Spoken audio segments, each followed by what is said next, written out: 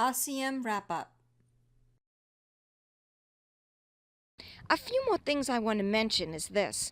A lot of times you may hear someone say, I don't know if I should do FMEA or failure modes and effects analysis, or FMICA, failure modes, effects, and criticality analysis, or if I should do CBM. But one of the magical things about reliability-centered maintenance is it includes all of that. Steps 1 through 4 of the RCM process include FMEA, and then when you add step 5, failure consequences, that makes up the FMICA, or the failure modes, effects, and criticality analysis.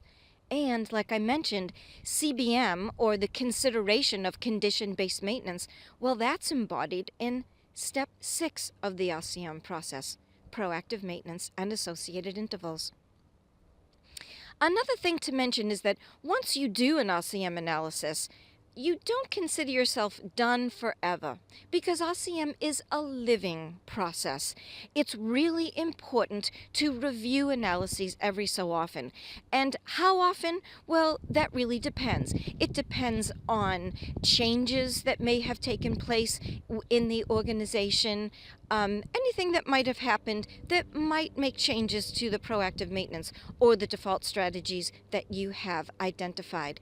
And another thing about this beautiful town of Huntley-Whitney is you can see behind me this gorgeous old tree. It is one of the most beautiful trees I've ever seen. And you can see from its size that it's really old. But when you think about it, I'm sure that it doesn't look the same way it looked when it was first planted. And the same thing goes for our failure management strategies when it comes to our equipment, because our organizations are not static, they are dynamic. They're living programs just like this tree is living. And because things changed within our operating environment and what we expect our equipment to do, in other words, functions, those things change too. So that means that the way we take care of things might change. We may need to institute a different proactive maintenance task, maybe change an interval, or maybe come up with a new default strategy. So there you have it. That is reliability-centered maintenance in a nutshell. It is one of the most majestic asset management processes on the planet.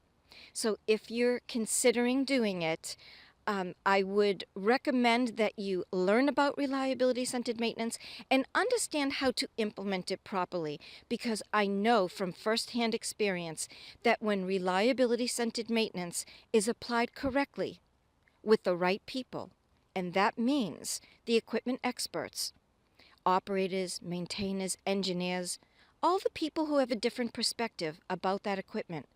When RCM is done with the right people, it can quite literally transform an organization. I'm Nancy Regan. Thank you for watching.